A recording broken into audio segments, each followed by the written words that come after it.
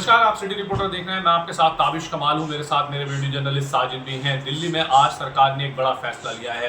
पहलगाम में हुई आतंकवादी हिंसा के बाद से पाकिस्तान के कई यूट्यूब चैनलों पर सरकार ने बैन लगा दिया है। आपको बता दें कि सरकार का तर्क यह है कि पाकिस्तान के यूट्यूब चैनल लगातार इस तरह का भ्रामक प्रचार कर रहे हैं जिससे हिंदुस्तान की आबो हवा खराब हो रही है। गलत तरीके से खबरों को प्रसारित और प्रचारित किया जा रहा है। अगर आप पाकिस्तान के यूट्यूब चैनल्स को अब खोलते हैं तो वो आपको अब दिखाई नहीं देंगे। ऐसे कई सारे यूट्यूब चैनल हैं जिन पर भारत सरकार ने पूरी तरह से बैन लगा दिया है। हालांकि इसमें एक YouTube channel cricketer Shoaib Akhtar का भी है जिस पर पूरी तरह से प्रतिबंध लगाया गया है। जम्मू कश्मीर में हुई आतंकी हिंसा के बाद से देश के अंदर गुस्सा और नाराजगी है। देश चाहता है कि सरकार बड़ी कार्रवाई करे। इससे पहले सरकार की तरफ से जल परियोजना पर अपनी तरफ से कड़ा एक्शन लिया गया था। हालांकि इसके बाद लगातार एक के बाद एक मीटिंगों का दौर जारी है। वहीं दूसरी तरफ आज दिल्ली में डिफेंस मिनिस्टर राजनाथ सिंह ने प्रधानमंत्री नरेंद्र मोदी से मुलाकात की है। हालांकि आधिकारिक सूत्रों के बाद यह भी पता चला है कि सरकार कई बड़े फैसले ले सकती है। सरकार पाकिस्तान के खिलाफ कई अहम कदम भी उठा सकती है। वहीं दूसरी तरफ जम्मू कश्मीर में भी लगातार आतंकियों की धरपकड़ को लेकर के सरकार ने कई कदम उठाए हैं। इसको लेकर के सरकार की तरफ से जम्मू कश्मीर में एक्टिव इस तरह के आतंकी संगठनों के सरगनाओं की लगातार तलाश जारी है। ऐसे में कई जो स्लीपर सेल हैं उनके घर को ध्वस्त किया गया है और लगातार धड़ पकड़ जारी है। वहीं पूरे हिंदुस्तान के अंदर लोगों में गुस्सा और नाराजगी है। देश भर में अलग अलग जगहों पर धरने प्रदर्शन किए जा रहे हैं। हालांकि आज सरकार के इस फैसले के बाद से लोग थोड़ी सी राहत जरूर ले रहे हैं, लेकिन सरकार से ये भी मांग कर रहे हैं कि आपको पाकिस्तान के खिलाफ और कड़ी कार्रवाई करनी होगी। वहीं हिंदुस्तान की राजनीतिक विपक्षी पार्टियां भी सरकार से मांग कर रही हैं कि अब ये फैसले का वक्त आ चुका है और प्रधानमंत्री नरेंद्र मोदी को इस वक्त कड़ा फैसला लेने की जरूरत है। वीडियो जर्नलिस्ट साजिद के साथ ताबिश कमाल, दिल्ली। सुभाषपा के राष्ट्रीय अध्यक्ष ओमकार राजभर ने आज गृह मंत्री अमित शाह को पत्र लिखा है। पत्र में Z+ सिक्योरिटी की मांग की गई है और ये सिक्योरिटी इसलिए मांगी गई है क्योंकि उन्होंने उस पत्र में इस बात का जिक्र किया है कि वो दलितों पिछड़ों के नेता हैं और जब दलितों और पिछड़ों के बीच जाते हैं तो तमाम ऐसे लोग होते हैं जो उनसे नाराज़गी व्यक्त करते हैं। तमाम ऐसे आम जनमानस के लोग हैं जो उनसे नाराज़ बैठे हैं और नाराज़गी की वजह से उनको कहीं ना कहीं हमले का सामना करना पड़ सकता है। इसको देखते हुए ओम प्रकाश राजभर ने आज गृह मंत्री को पत्र लिखा है और पत्र में Z+ सिक्योरिटी की मांग करी है। Z+ सिक्योरिटी से पहले आपको बता दें कि पहले भी राजभर के पास सिक्योरिटी थी, लेकिन वो Z+ सिक्योरिटी नहीं थी। फ़िलहाल की अगर बात करें तो RPF के जवान उनके साथ चलते हैं। उनकी जो उत्तर प्रदेश राज्य की सुरक्षा व्यवस्था है वो भी उनके साथ है, लेकिन चूंकि भारतीय जनता पार्टी के सदस्यीय दल हैं और सदस्यीय दल होने के नाते सुभाषपा में राष्ट्रीय अध्यक्ष के पद पर हैं और दलितों पिछड़ों के बड़े नेता के रूप में ओम प्रकाश राजभर की गिनती होती है और ओम प्रकाश राजभर मुंहफट नेताओं में है, यानी कि इनकी जो बोलने का अंदाज़ है वो बेहद मुंहफट है। किसी भी मामलों को लेकर के अक्सर ओम प्रकाश राजभर चर्चा में रहते हैं। इसके बाद अब एक बार फिर से गृह मंत्री अमित शाह को पत्र लिखा है। पत्र में Z+ सिक्योरिटी की मांग करी है। हालांकि यह गंतव्य गृह मंत्री का है, यह गंतव्य गृह मंत्रालय का है कि वो उन्हें सिक्योरिटी प्रदान करेगी या नहीं। चूँकि जो सिक्योरिटी के क्राइटेरिया हैं उन क्राइटेरिया के अनुसार कैबिनेट में किसी मंत्री का पद, उसके साथ साथ किसी पार्टी के राष्ट्रीय अध्यक्ष, और यदि ऐसी स्थितियां होती हैं कि कोई हमले या किसी प्रकार की कोई आपत्तिजनक स्थिति पाई जाती है तो ऐसी कंडीशंस में Z+ सिक्योरिटी दी जा सकती है। और ऐसे में अब जब Z+ सिक्योरिटी की मांग करी है तो गृह मंत्रालय पर यह निर्भर करेगा कि वो Z+ सिक्योरिटी या अमित शाह पर यह निर्भर करेगा कि वो राजभर को Z+ सिक्योरिटी से नवाजते हैं या नहीं। वीडियो जर्नलिस्ट सुमित के साथ Gaurav Pandey, JK 24/7 news, Lucknow. Samajwadi Party के राष्ट्रीय अध्यक्ष अखिलेश यादव ने आज पार्टी के प्रदेश कार्यालय पर प्रेस कॉन्फ्रेंस कर भाजपा सरकार पर जमकर हमला बोला है। साफ तौर पर उन्होंने प्रेस कॉन्फ्रेंस के दौरान ये कहा कि जिस तरह से नेहा राठौर जो कवित्री है वो अपनी बात कविता के माध्यम से रख रही हैं, और जब अखिलेश यादव से पूछा गया कि कवित्री के ऊपर मुकदमा दर्ज हुआ है तो साफ तौर पे अखिलेश यादव ने ये कहा कि कहीं ना कहीं लोगों को सवाल करने से भी बीजेपी रोकती है और लोग सवाल करेंगे लाजमी है। सबसे बड़ी बात अखिलेश यादव ने ये कहा कि हमारे देश में आतंकी घुसे कैसे। शायद इन सब विषयों पे बात ना हो और यही भाजपा चाहती है ताकि कोई भी आवाज़ ना उठाए उनके खिलाफ। जिस तरह से अखिलेश यादव ने यह भी कहा कि लाल सुमन जो समाजवादी पार्टी के सांसद हैं, उनके ऊपर जिस तरह से अलीगढ़ में हमला ये सरकार के संरक्षण में रह रहे लोगों ने किया है, इस तरह का आरोप अखिलेश यादव ने आज लगाया है। और साफ तौर पे ये भी कहा कि जिस तरह से करणी सेना के लोग सांसद के ऊपर दलित सांसद के ऊपर हमला बोल रहे हैं, ये कोई बड़ी घटना है, कोई छोटी बात नहीं है। कहीं ना कहीं डीजीपी और सरकार को करणी सेना के लोग चुनौती दे रहे हैं। और साफ तौर पे अखिलेश यादव ने यह भी कहा कि चाहे प्रयागराज की बात हो या अन्य जिलों की जो घटनाएं हुई हैं, उसमें तमाम ऐसे दलित के लोग हैं जिनकी प्रदेश में हत्या की गई है। तो ऐसे में अखिलेश यादव ने आज जिस तरह से पार्टी के प्रदेश कार्यालय पर लोहिया वाहिनी संगठन की बैठक की और बैठक में पीडीए के संकल्प को लेकर गांव-गांव जन-जन पहुंचाने की बात कही है। लेकिन जिस तरह से अखिलेश यादव ने आज जो अटैक हुआ था उस पे जमकर हमला बोला और बीजेपी सरकार को जमकर घेरा। कैमरामैन सुमित के साथ उमेश मिश्रा, JK 24/7, लखनऊ। भारतीय जनता पार्टी वक्फ संशोधन बिल को लेके अभी भी संगोष्ठी पूरे उत्तर प्रदेश में कर रही है। आज हापुड़ में प्रदेश अध्यक्ष भूपेंद्र सिंह चौधरी और अल्पसंख्यक मोर्चा के प्रदेश अध्यक्ष कुंवर बासित अली ने संयुक्त प्रेस कॉन्फ्रेंस करके वक्फ संशोधन बिल के बारे में बताया है कि मुसलमानों के हितों की बिल है। मुसलमान जो गरीब हैं, पसमानदा समाज हैं, उनका ये बिल है। उनको तरक्की देने की बिल है, उनको मुख्य धारा से जोड़ने के लिए बिल है। जो कुछ ख़ास लोग थे जो वक्फ के ज़रिए से अपने घर परिवार ख़ानदान को आगे बढ़ाते थे, उनके ख़िलाफ़ ये वक्फ बिल है। मगर बहरहाल मुसलमानों में वक्फ बिल को लेकर एक आक्रोश है। फ़िलहाल पहलगाम में जो आतंकी हमला हुआ था, जिसकी वजह से ये वक्फ बिल के मसले पे कुछ ढीला रवैया हो गया था मुसलमानों की तरफ से, आंदोलन को रोक दिया गया था। मगर फिर से एक धार दी गई है। पटना में कुछ दिन के बाद all India Muslim personal law board का फिर से एक इजलास है, एक फिर से धरना है। फिर साउथ में तेलंगाना में भी एक धरना होगा, कर्नाटका में भी होगा, उसके बाद जो है वो देहरादून में भी होगा और पलट के उसके बाद लखनऊ में होगा, क्योंकि लखनऊ में भी अत्यधिक आबादी मुसलमानों की है और लखनऊ शहर में बहुत से वक्फ हैं।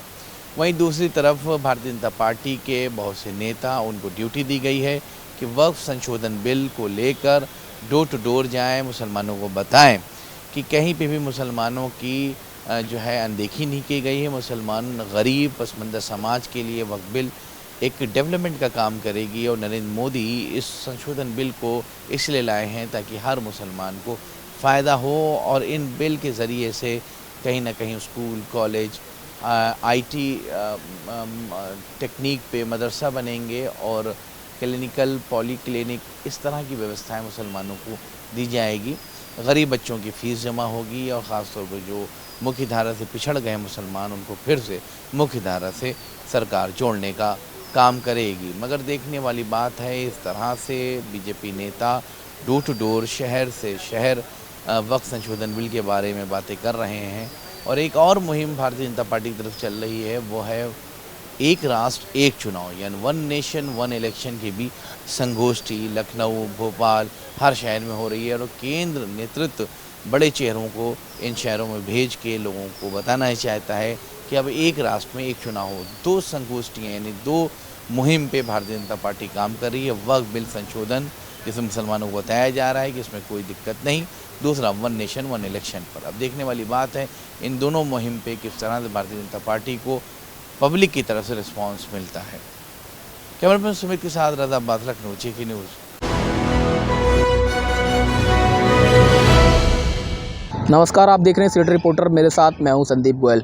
फरीदाबाद में लगातार बदमाशों के हौसले बुलंद हैं और किसी भी कार्रवाई को अंजाम देने से पहले बदमाश जरा भी पुलिस का खौफ नज़र नहीं आ रहा। इसी कड़ी में फरीदाबाद के सेक्टर 62 में देर रात करीब 2 बजे बदमाश 3 एक पवन जाट नाम के युवक पर हमला बोलने के लिए उसके घर पहुंच रहे थे। तभी इस मामले की जानकारी जो है पुलिस की सीआईए पुलिस को लगी, जिसके बाद सीआईए पुलिस ने मौके पर पहुंचकर तीनों बदमाशों के साथ जो है फायरिंग शुरू कर दी, जिसमें 3 बदमाशों में से एक बदमाश को जो है गोली लग गई, जिसके बाद वो गंभीर रूप से घायल हो गया।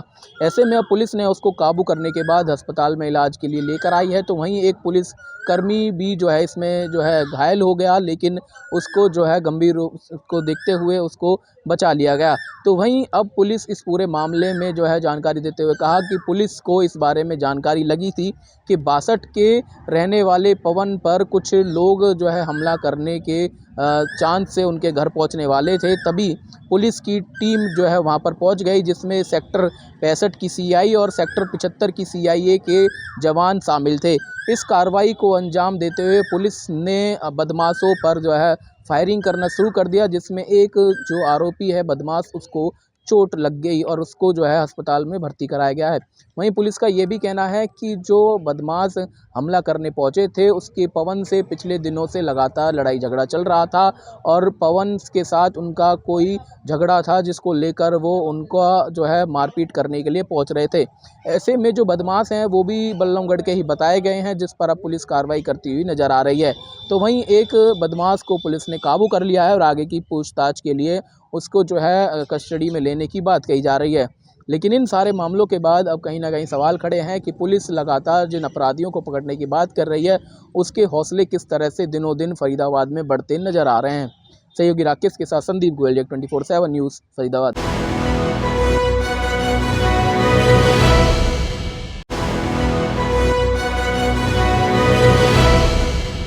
मुंबई में ईडी ऑफिस में लगी भीषण आग बड़ी मशक्कत के बाद बुझाई गई। नमस्कार, आप देख रहे हैं जग 24/7 न्यूज का खास कार्यक्रम सिटी रिपोर्टर। मैं हूं आपके साथ इरशाद अहमद। मुंबई से एक बड़ी खबर है। दक्षिण मुंबई के बलार्ड स्टेट इलाके में स्थित प्रवर्तन निदेशालय यानी ईडी के ऑफिस में शनिवार देर रात भीषण आग लग गई, जो 12 घंटे की कड़ी मशक्कत के बाद जो है आग पर काबू पाया जा सका। इस आगजनी में कई अहम दस्तावेज जलकर खाक होने की जानकारी सामने आई है। हालांकि राहत की बात ये रही कि इसमें कोई जनहानि नहीं हुई है। दक्षिण मुंबई के स्थित बलार्ड स्ट्रीट स्थित कैसर खालिद बिल्डिंग की 4थी मंजिल पर शनिवार देर रात अचानक भीषण आग लग गई थी। ये वही मंजिल है जहां प्रवर्तन निदेशालय ईडी का कार्यालय स्थित है। मुंबई फायर डिपार्टमेंट के अनुसार आग लेवल 3 की थी, जिसे गंभीर श्रेणी में गिना जाता है। आग लगने की सूचना मिलते ही दमकल विभाग की 8 गाड़ियां, पानी के टैंकर और अन्य उपकरण मौके पर रवाना कर दिए गए। आग इतनी भीषण थी कि फायर ब्रिगेड को पूरे 12 घंटे की मशक्कत करनी पड़ी। दोपहर 2:10 पर आग पर काबू पाया जा सका है। मुख्य अग्निशमन अधिकारी रविंद्र एम्बुलेगर ने बताया कि बिल्डिंग में हवा के निकासी का पर्याप्त इंतजाम नहीं होने के चलते धुआं अंदर ही फंसा रहा, जिससे फायर फाइटर्स को काफी मुश्किलों का सामना करना पड़ा। दमकल कर्मियों को बिल्डिंग में प्रवेश करने के लिए कई दरवाजे और खिड़कियां तोड़नी पड़ी। हालांकि इस पूरी घटना में किसी के हताहत होने की खबर नहीं है। बताया जा रहा है कि आग लगने का प्राथमिक कारण शॉर्ट सर्किट माना जा रहा है। इस आग में ईडी के कई जरूरी दस्तावेज, फाइलें, फर्नीचर और बिजली के उपकरण जलकर खाक हो गए हैं। पुलिस ने मौके पर पहुंचकर पंचनामा तैयार किया है और कई रिकॉर्ड्स अपने कब्जे में ले लिए हैं। दिलचस्प बात यह रही कि ईडी की ओर से अब तक कोई औपचारिक शिकायत दर्ज नहीं करवाई गई, ऐसी खबरें हैं। मुंबई पुलिस ने साफ किया है कि अब आगे की कार्रवाई अग्निशमन विभाग की रिपोर्ट्स आने के बाद तय की जाएंगी। फिलहाल आग के सही कारणों का पता लगाने के लिए जांच जारी है। मुंबई में ईडी ऑफिस में लगी आग ने कई सवाल खड़े कर दिए हैं। आग एक्सीडेंटल थी या इसके पीछे कुछ और वजह है? इस पर सबकी नजरें पुलिस और फायर डिपार्टमेंट की रिपोर्ट पर टिकी है। कैमरा पर्सन बाकिर अंसारी के साथ मैं इरशाद अहमद, जग 24/7 न्यूज, मुंबई। नमस्कार, आप देख रहे हैं सिटी रिपोर्टर। मैं हूं मनीष कुमार। बिहार में जो चुनाव नजदीक आ रहा है, तभी जो है हर पार्टी के दल जो है जनता को प्रलोभन देते नजर आ रहे हैं।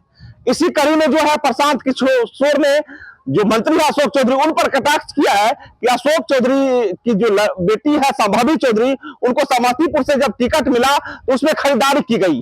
अगर अशोक चौधरी चाहते तो अपनी बेटी को चुनाव नहीं लड़ाकर समस्तीपुर में कोई और जो है गरीब परिवार के नेता को जो है उतार सकते थे। आखिर ऐसा वो ना करके अपने ही परिवार के अपनी ही बेटी को जो है चुनावी मैदान में क्यों उतारे। इसी कड़ी में जो है अशोक चौधरी ने कटाक्ष करते हुए प्रशांत किशोर पर कहा कि अशोक जो प्रशांत किशोर का जो बयान है, कहीं ना कहीं उस बयान से हम आहत हुए हैं, उनके ऊपर हम एफआईआर करेंगे। प्रशांत किशोर ने कहा कि अशोक चौधरी के धमकी से हम डरने वाले नहीं हैं, उनको अगर एफआईआर करना है तो जाकर वो एफआईआर करे, लेकिन जो सही है वो मैं बिहार के राजनीतिक में बिहार के लोगों के लिए, बिहार के जनता के लिए मैं बोलूंगा ही। इसी कड़ी में जो है तेजस्वी यादव को जो है देखा गया है कि वो जो है कल पासी समाज का जो एक जन आंदोलन जो था, जनसंपर्क अभियान, उसमें जो है तेजस्वी यादव जो है एक हाथ में जो है जो पासी समाज का जो होता है घैला, तबली और छेदी, वो लेकर जो है जनता के बीच में आ रहे हैं। वो कह रहे हैं कि अगर हम सत्ता में आते हैं तो सबसे पहले जो है बिहार के लोगों को जो शराब मुक्त है उससे पहले हम तारी को मुक्त करेंगे, तारी पर कोई टैक्स नहीं चलेगा लगेगा। तारी जो है एक प्रकार का जो है गरीबों के लिए जो है मददगार साबित होगा, क्योंकि तारी जो बेचते थे पासी समाज के लोग, उससे उनके घर का जो है जीविका पालन चलते थे, जिससे अपने बच्चों को पढ़ाते लिखाते थे। लेकिन तारी बंद होने से जो है उसके परिवार में जो है काफी जो है किल्लत की सामना कर रहे हैं। इसी कड़ी में जो है एनडीए गठबंधन में भी यही हाल देखा जा रहा है कि जनता के बीच में जाते हैं, काफी सदियों से जो लंबे लंबे प्रलोभन जो है बिहार के जनता को दे रहे हैं। केंद्र से मंत्री आते हैं, लंबा लंबा फेंकते हैं। अब देखना है क्या जो है केंद्र के नेताओं के चक्कर में, केंद्र के मंत्रियों के चक्कर में बिहार के जनता इस बार ठकैती के शिकार होंगे, या केंद्र के नेताओं को जो है मुंहतोड़ जवाब देंगे। क्या बिहार में बदलाव की जरूरत है? कहते हैं कि जो बिहार के जनता के लिए बात करेगा वही बिहार में राज करेगा। आप देख लेते हैं सिटी रिपोर्टर, मैं अपने सहयोगी कैमरामैन के साथ समस्तीपुर बिहार से। नमस्कार, आप देख रहे हैं हमारा खास कार्यक्रम सिटी रिपोर्टर। मैं हूं धनराजगढ़, राजधानी देहरादून से बात करेंगे उत्तराखंड की चारधाम यात्रा की, क्योंकि चारधाम यात्रा जल्दी शुरू होने वाली है। यानी कि 2 दिन मात्र चारधाम यात्रा शुरू होने में बचे हैं। और आप देखिएगा कि जो ऑफलाइन रजिस्ट्रेशन है वो भी आज से शुरू कर दिए गए हैं, क्योंकि देखिएगा कि जो ऑनलाइन रजिस्ट्रेशन है वो पहले से ही शुरू कर दिए गए थे, और जिनका पंजीकरण का आंकड़ा 21 लाख का आंकड़ा पार कर चुका है। और वहीं देखिएगा कि अब ऑफलाइन पंजीकरण शुरू कर दिए गए हैं, और ऑफलाइन में सरकार ने जो व्यवस्था रखी है उसमें कई काउंटर हरिद्वार के अंदर बनाए गए हैं जहां पर ऑफलाइन रजिस्ट्रेशन किए जा रहे हैं।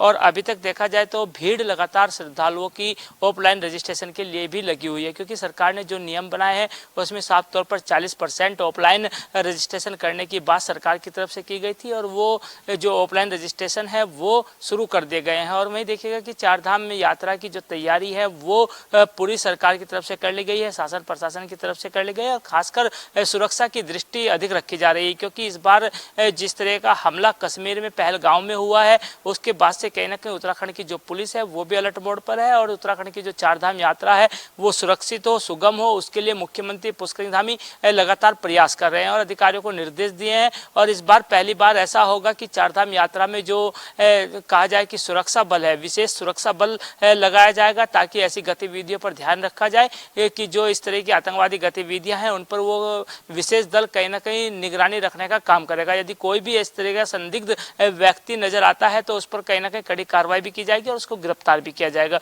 तो कहा जा सकता है कि चारधाम यात्रा की जो सुरक्षा है वो पूरी हो, उसके लिए मुख्यमंत्री पुष्कर धामी लगातार प्रयास कर रहे हैं, और तमाम पुलिस अधिकारियों को भी निर्देशित किया गया है कि वो अलर्ट पर रहें जब तक चारधाम यात्रा चलेगी। किसी भी यात्री को किसी भी तरह की कोई दिक्कत ना हो, चाहे वो स्वास्थ्य संबंधित दिक्कत हो या फिर अन्य किसी तरह की इस तरह की कोई दिक्कत यात्रियों को ना हो, उसके लिए तमाम तरह की जो व्यवस्थाएं हैं वो चारधाम यात्रा में की जा रही हैं। कैमरा सहयोगी वीरेंद्र थपलियाल के साथ धनराजगढ़, JK 24/7 न्यूज़, देहरादून।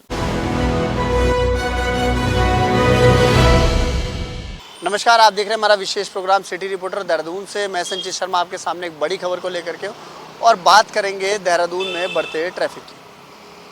ट्रैफिक को लेकर के लगातार जो आम जनता है वो परेशान नज़र आती है। बात करें वीकेंड की तो वीकेंड पर जिस तरीके का जाम पूरे शहर के अंदर लग रहा है उसको लेकर के आम जनता अब चिंता में आ गई है।